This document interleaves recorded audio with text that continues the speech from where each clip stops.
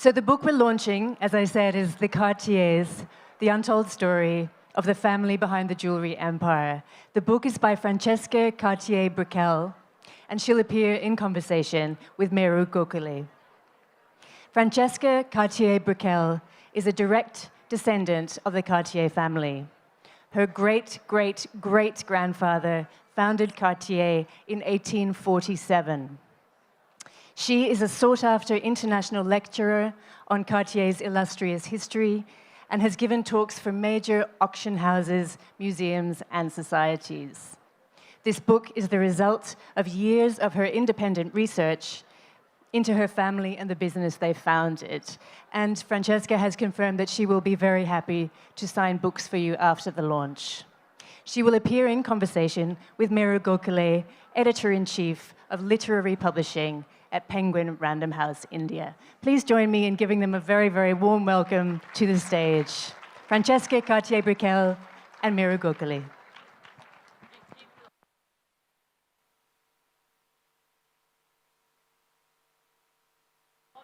And I will just request that the aisles be kept clear for this session. Please do not obstruct the aisles. That's a safety issue. We have lots of space down here at the very front.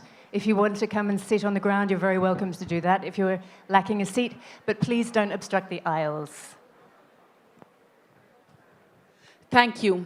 Can everyone hear us? Okay, well, thank you for coming. It's wonderful to see so many of you here today. Before we start, I thought it would be good if Francesca could talk a little bit about the book. Some of you will have read it, but for those of you who haven't, I would urge you to. It's an absolutely brilliant book. And do you want to tell us a little bit more about the book? Sure.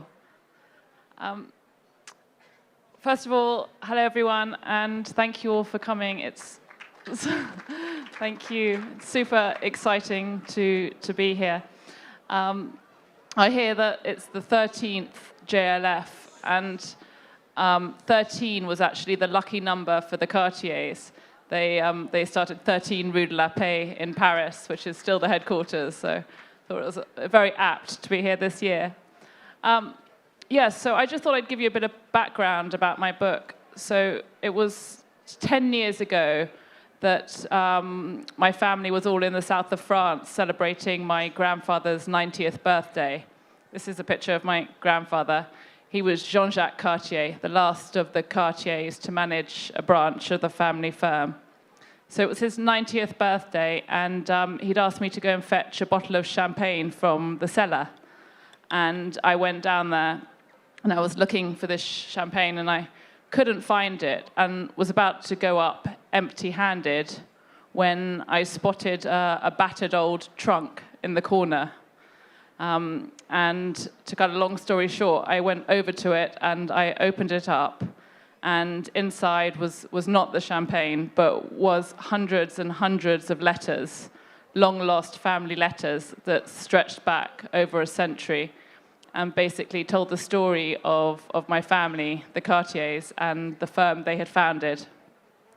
So that trunk of letters sent me off on a journey for the next 10 years, and I've been all over the world researching the story. I came to India. India obviously played a very important part in Cartier's history, but London, Paris, New York, all over, meeting so many people connected with the past. And the result of all that research is my book. And I just wanted to show you a quick 30-second video to give you an idea of that journey and the book. Can we have the video, please?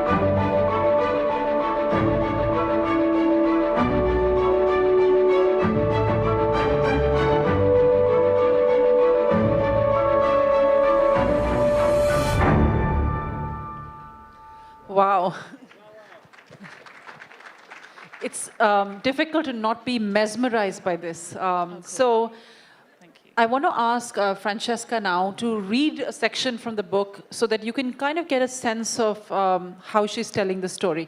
Francesca, here you go. So Meru mentioned to me this morning that she wanted me to read a section, and it's so hard to choose what to read. But I thought I would choose a bit focused on India, because India played such an important part in Cartier's past. And this story I'm going to read from now, it's when the Maharaja of Patiala, Bhupinder Singh, he came to Paris in 1925, and he was staying at the Hotel Claridge's. And he put a call in to Cartier in 13 Rue de la Paix and asked for the senior salesman to come round immediately. He had some work for him. So the senior salesman, a man called Monsieur Muffat, rushed round as fast as he could, and he was shown into the Maharaja's suite, and he was asked to sit at a table by the window, and a big box was put in front of him. And then the Maharaja walked into the room and ordered that the box be opened. And this is what happened. Muffat peered inside. It was filled with what seemed to be hundreds of crumpled pages of newspaper. As he glanced up, confused, the Maharaja urged him to look closer. Muffat carefully opened one of the sheets of paper, and a large Burmese ruby fell onto the table. As the ruler nodded his approval, Muffat kept going. The next paper enclosed a diamond as large as his thumbnail, and then another, and another. There were white diamonds, yellow diamonds, brown diamonds, diamonds with a greenish tint, others with a hint of pink. There were deep red rubies and vivid green emeralds. There were bracelets, earrings, and necklaces. Muffat, a connoisseur of gemstones who had worked at Cartier for more than 20 years, tried hard to hide his awe and assume a professional expression. The Maharaja of Patiala told Muffat that he was looking for his gems to be reset in a more modern style. He wanted, he explained, to have jewels worthy of a king. Muffat nodded respectfully and took out his notebook and silver pen. "What are you doing?" the Maharaja asked. Muffat replied that he was simply writing down each piece of jewelry and every individual gemstone in the box, so there would be a record of all the jewels that the ruler was depositing with Cartier. "I don't need that," the ruler responded quickly, never doubting for a second that Cartier was to be trusted. "Please just take them." It would take Cartier 3 years to turn the Maharaja's gems into a collection of jewels that would go down in jewelry history.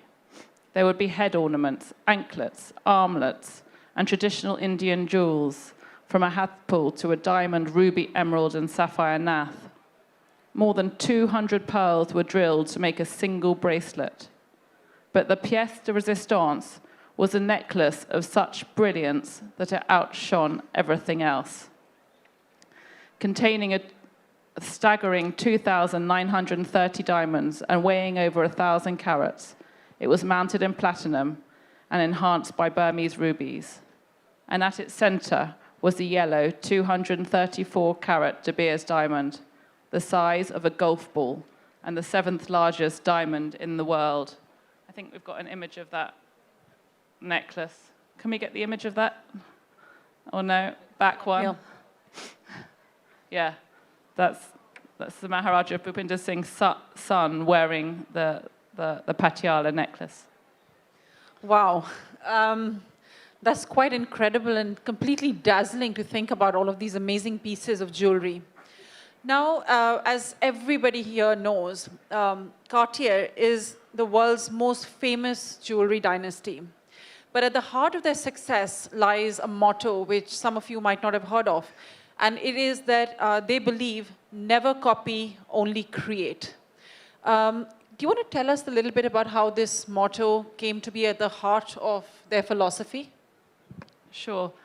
So the 3 Cartier brothers, they were the 3rd generation of Cartiers.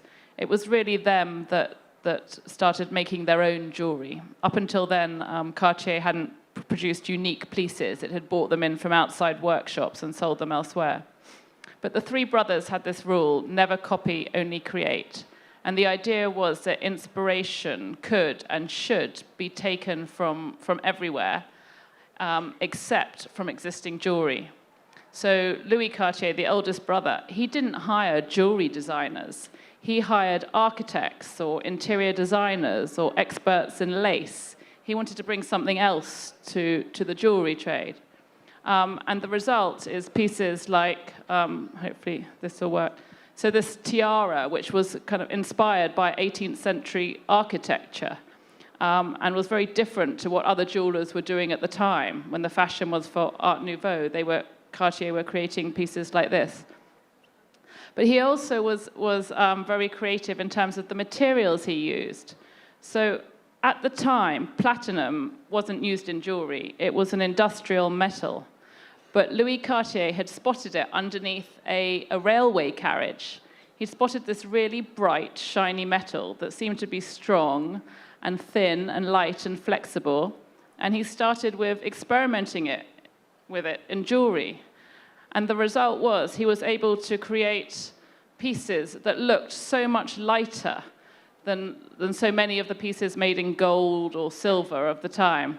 For example, this piece here, made in 1912, where the diamonds almost seem to float in air. You can't see the mount at all, because he was being able to use this platinum. He also came up with the first wristwatch for men. So at the time, men wore pocket watches, and wristwatches were the preserve of women, often with a diamond or silk strap.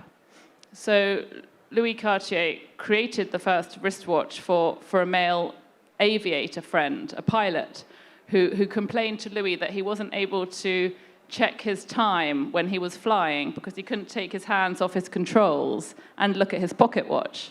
So Louis came up with the idea of strapping the watch to his wrist. But later on, he came up with a design for the tank watch, which remains very popular today. And that was very clever because by basing the idea of this watch on a tank, which was a very masculine image, the idea of a tank in a war, he started to change the perception of a watch. He also called the watch le tank. He gave it a masculine pronoun in French, whereas the word for watch normally in French is feminine, la montre. So he slowly tried to change the idea behind a watch to make it less feminine and more masculine. And of course, it worked. That's so interesting because one of the challenges which he must have faced is how do you convince people that something which is at the bottom of a railway line is good enough, an expensive enough thing to set diamonds in? Or how do you convince men to wear a wristwatch? It's sort of, how did he do that? So how did he do that? How did he sort of know how to change tastes in the way that he did? Yeah, he had this amazing aesthetic sense, and he just knew what looked right and looked good. And his school, I went, as part of my research, I went to the brothers' old school, and I saw their school reports. And Louis, who ended up being this creative genius, his reports were awful. He got more black marks than anyone in the class, and his teachers said, he's useless, he doesn't follow the rules. But that was the whole point. He didn't follow the rules. He did things in his own way, and that's what made Cartier stand out from the competition. Yeah. No, but at the center of the book is the relationship between these three brothers who turned this company into this massive international success. Do you want to tell us a little bit about them and the relationships between them? Because for many of us here in India, it's always interesting to see how a family firm works and all of the tugs and pulls and pushes between people who are working together. And of course, they're also related to each other. Yes, absolutely, it's true. So there were three brothers, and they were incredibly close. They'd grown up above their father's small jewelry workshop in Paris. And do you want to tell us their names? Yeah. So Louis, the eldest, he's in the middle. Pierre, the middle brother, he's on the left. And Jacques, the youngest, who's my great-grandfather, is on the right. So as small boys, they hadn't grown up particularly wealthy. Their father's jewelry business was relatively successful as a small Parisian business, but certainly weren't dressing kings and queens at that stage. So they'd grown up with a real ambition to create the leading jewelry firm in the world. And it's an ambition that's repeated in their letters again and again. And to do this, my grandfather told me the story that when they were boys, they came up with this plan. They took a map of the world and a pencil, and they basically split the world between them. And Louis, the elder brother, he said he would have Paris. Paris at that stage was the center of the cultural world, the early 20th century. So he said he'd take Paris. Pierre, the middle brother, said he would take the Americas. There was an increasing amount of money coming in from America. And that left Jack, my great-grandfather. I don't think he had much say in the matter. He was the youngest. He was given England and London, and with that went the British colonies. So it was Jack who would travel a lot to India. So these three brothers had this kind of divide and conquer. They would split the world between them. So they were each in a different place, which was crucial to their success. But also, they each had different talents. I've spoken a bit about Louis' creative genius. Pierre, the middle brother, was a brilliant businessman. He's the one who managed to sell a pearl necklace in exchange for a building in New York. And that building on Fifth Avenue is still Cartier's headquarters today. Tell us a little more about that story. It's a fascinating story. Well, yeah, it's a great story. So at that stage, Cartier had a very small showroom in New York, up on the second floor, nothing particularly spectacular. But it did have an incredible pearl necklace in the showroom, and the necklace was valued at $1 million.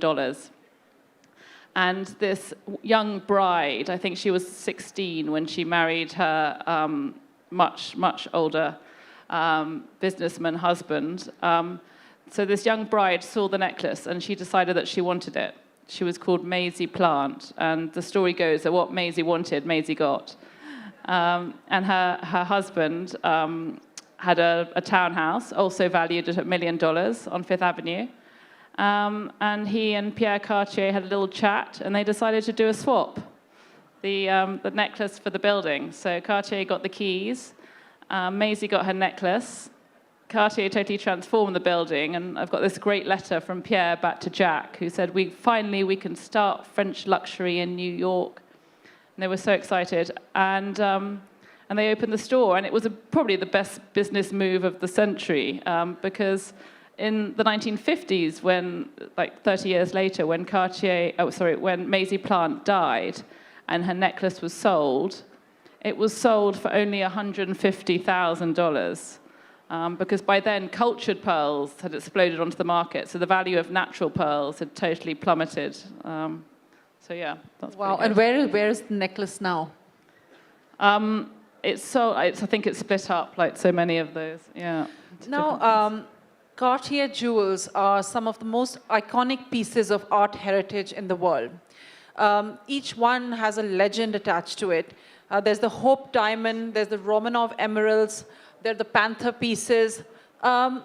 Would you tell the audience a little bit about the story of each of these pieces? Because each piece it's like a book in its own right.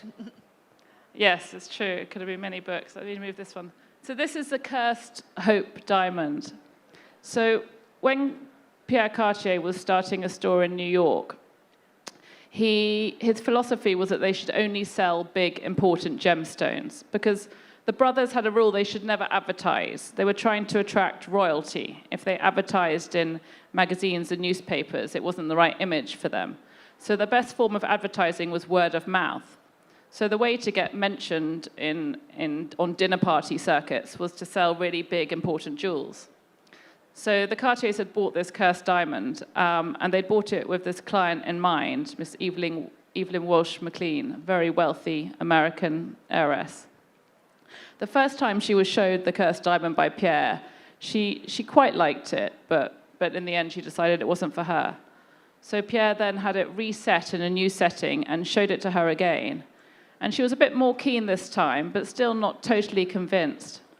And so Pierre, he was a brilliant salesman, he said, he knew instinctively what to do with each client, and he knew that Miss McLean was used to getting things and not giving them back. So he said to her, why don't you just take it home for a night, see how you feel, and let me know in the morning. And she wrote in her memoirs that stone stared at me through the night, and by morning I knew I had to have the thing. So it worked. So she went to him and said that she did want it. But then in the end, she had the stone, but 3 months later, she hadn't paid still. And the Cartier brothers had to start this big legal case against her. And then in the end, she agreed that, okay, she would have to pay, but by now she was a bit worried about the curse. So she took it to a church to be blessed. And she had it placed on a red velvet cushion whilst the priest blessed this diamond. And she said at that point, thunder and lightning shook the church. And where I think most people would take that as a sign to step away, I would, she thought that was a sign that all would be well. And she took the stone, and she had it her whole life. She did have a fair amount of bad luck come her way. Her husband left her. 2 of her children died young. But the stone is now in the Smithsonian Museum in Washington, where it's valued at $350 million. Wow.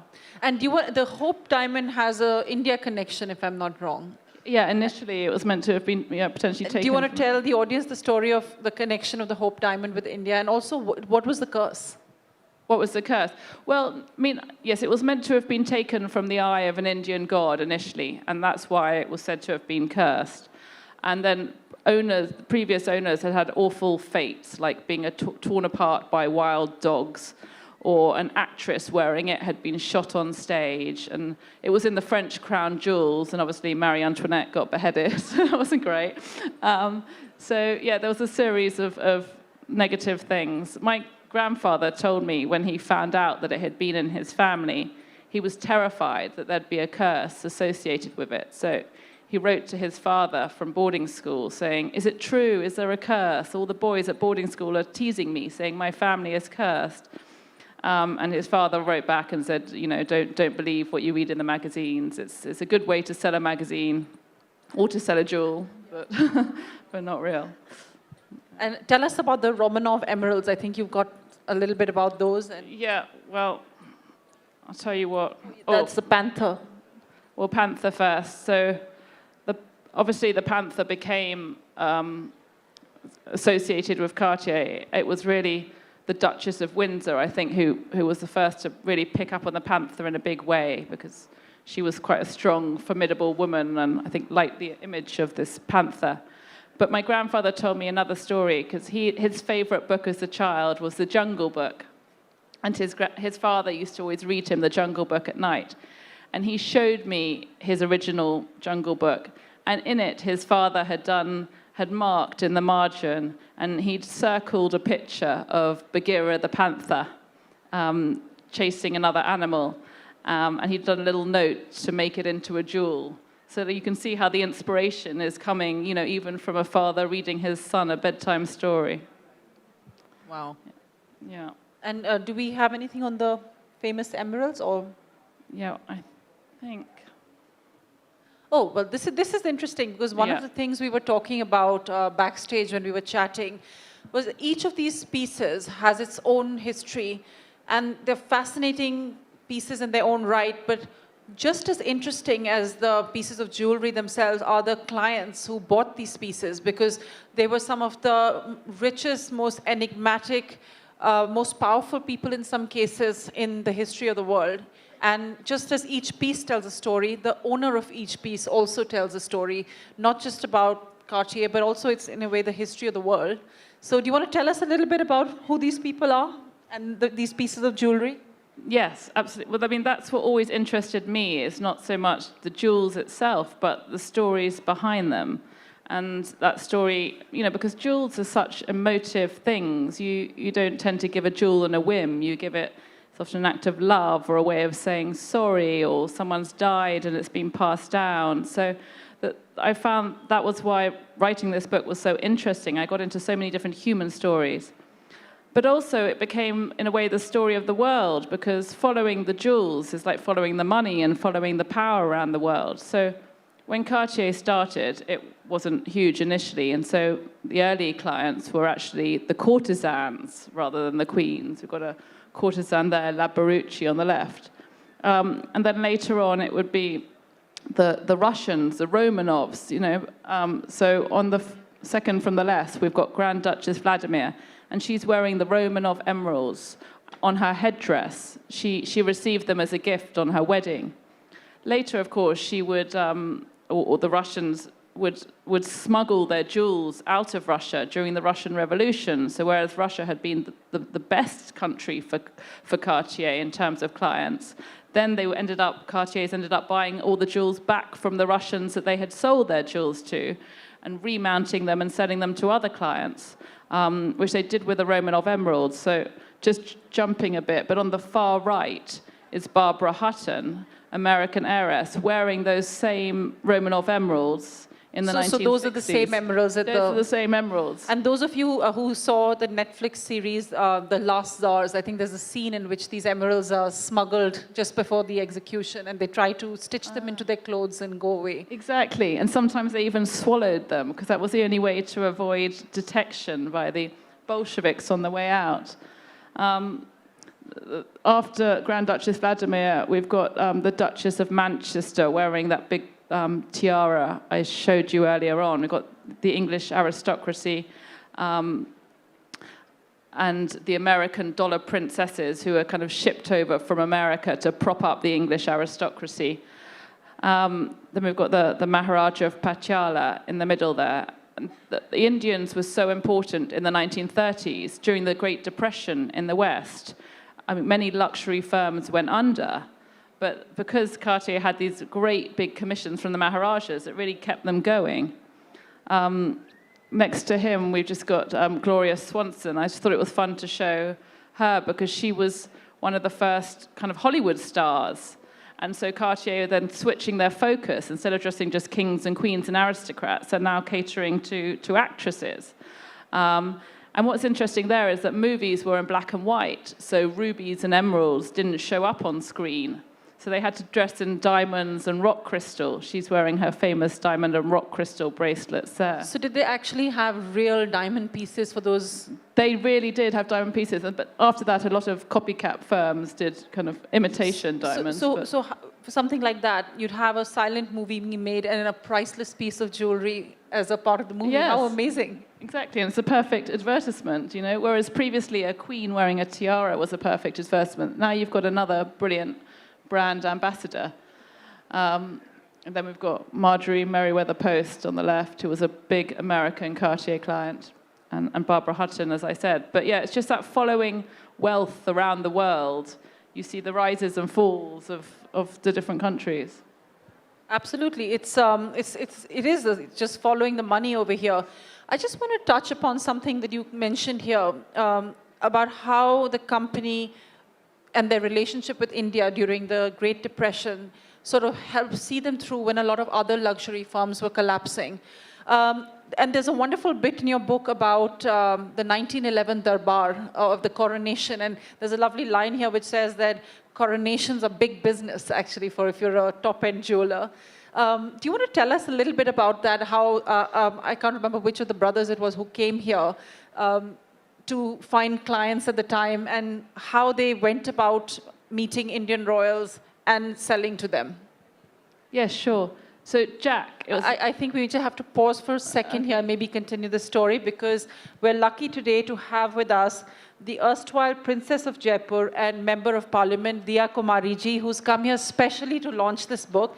So before we go any further, I want to invite her up on stage so we can launch the book together. Diya Kumari ji, please join us on stage.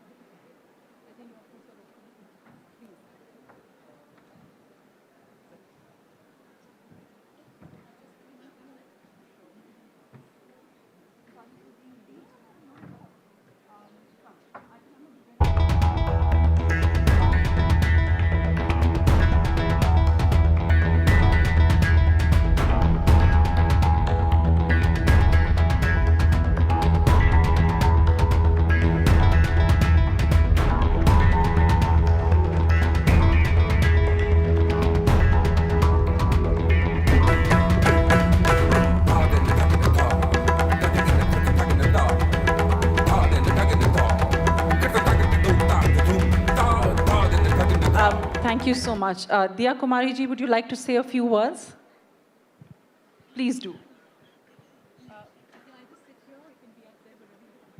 Anyway, it is going to be very casual. Please come join the conversation. Why don't you come sit in the middle? No, you can just say a few words, and if you like, we can make it there. Yeah, that's fine. It's an absolute pleasure and an honor to be here at the launch of the book, The Cartiers. The family name is synonymous with outstanding craftsmanship, creativity, and a long history with numerous royal families, including mine. And I'd like to thank everyone associated with the book to have invited me here. I'm looking forward to reading what I'm sure is a fascinating story of the family, and all my very best for the success of the book. Thank you. Come, let me escort you around. Would you like to stay up on stage, or would you? Okay, come. Thank you so much. Thank you. See you. I think this will be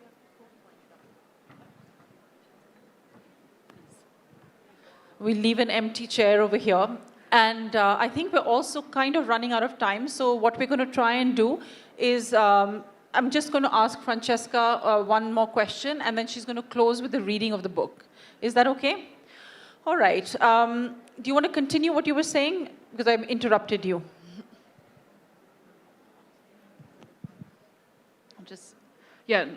I was just going to, you asked me about India, and yes, when Jack first came to India in 1911, he came to the Durbar, and he was blown away by it all, by the precision and the efficiency. In fact, much like here today, all those people and everything so well organized. But he'd brought all these jewels to sell at the Durbar, and he'd brought all the necklaces and tiaras from Paris, and he was very disappointed because he found out that the people doing the buying were the men, and they were buying not for their women, but for themselves. And they didn't want the type of jewels that he was selling in Paris. So he had to kind of rethink all that. But when he was there, he also went around buying gemstones. And he would bring those colored gemstones back to the West. And he wrote in his diaries about how the light and the colors in India were so extraordinary. And that's what he really wanted to convey in the gems he then made for his Western clients. So India was this brilliant kind of relationship where many of the Maharajas were going to Cartier because they wanted the top of Parisian style, and the Western clients, Europeans and Americans, were going to Cartier because they wanted this brilliant Indian influence. So it worked very well for them. And there's a lovely bit where you talk about how the Indian royals were the last word in glamour. Yeah. Exactly, and exactly, to have an Indian royal at your party in Europe was the ultimate. People fought over each other to have an Indian royal to be able to host a party for them. Exactly, brilliant. Wonderful. And do you want to now read from the bit of the book that we discussed earlier, so that just to give you a sense of a later bit of the story? Yeah, I thought, so as part of my journey around the world, following in my ancestors' footsteps, I also went to Versailles, just outside Paris, where my ancestors are buried. And it really struck me there. You know, I'm used to seeing the Cartier name on a luxurious showroom or glamorous clients, but there they had a kind of family chapel, and instead of just Cartier, it said Cartier family. And inside were my ancestors, and it was an important moment for me and a kind of touching moment, and I thought I'd just read a little bit from the end of my book about that. As I stood in their final resting place in that green corner of Versailles, I was struck by another aspect of the Cartier's legacy. Not just the exceptional jewels they created, or the luxurious showrooms they opened, but the values they passed down and the strong bonds that they instilled. For though the world today is very different from the one they inhabited, their philosophy remains profoundly relevant. Underpinning their life's work was a focus on taking care in both senses of the phrase. Be very kind, Louis-Francois, the founder, had written to his son, and over generations, this respect for others would play its part in building not just a loyal client base, but also a devoted team of employees. Young apprentices would go on to dedicate the rest of their working lives to the firm. They were looked after, and in turn, they cared themselves. And this is the other part of that taking care mindset, a resolute belief that the best is good enough, that there is no point cutting corners, because it's worth taking years to learn a skill and months to fashion a single piece in order to create something truly exceptional. A conviction that every item, from the smallest tie-pin to the most extravagant mystery clock, deserves the attention and care of expert craftsmen trained in their discipline and aspiring to perfection. And finally, an unshakable faith in originality, an understanding of the subtle balance between taking inspiration from the old and relentlessly innovating for the future. Never copy, only create.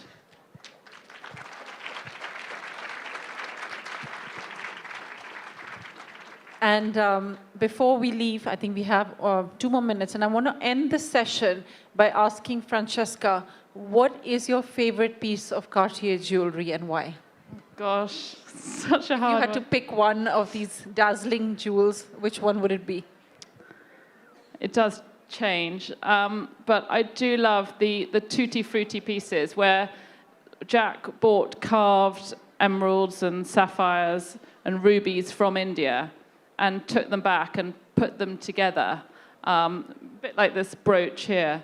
And there was one amazing necklace that he made for a Western client, Daisy Fellows, which was kind of the ultimate example of that. The collier hindou, he called it. And that was truly exceptional. And what was interesting is that those jewels were big in the 1930s, in the Depression years, because the carved gemstones he bought in England, bought in India back to England, were actually the least expensive ones. He wasn't buying a big ruby or a big emerald. He was buying one that had been carved, so it could be smaller, or the imperfections could be carved out. So they were less expensive. They're more affordable in the Depression years. And yet today, it's those pieces that reach absolute records at auction, because they're so original and so unique and emblematic of that time. I might have one image of it here, I'm not sure, sorry. Sorry, that is another great piece. That's another great piece. Here. So this type of mixture of colours together. That's Daisy Fellows wearing her necklace, but it's in black and white, unfortunately. But yeah, that was a very special piece.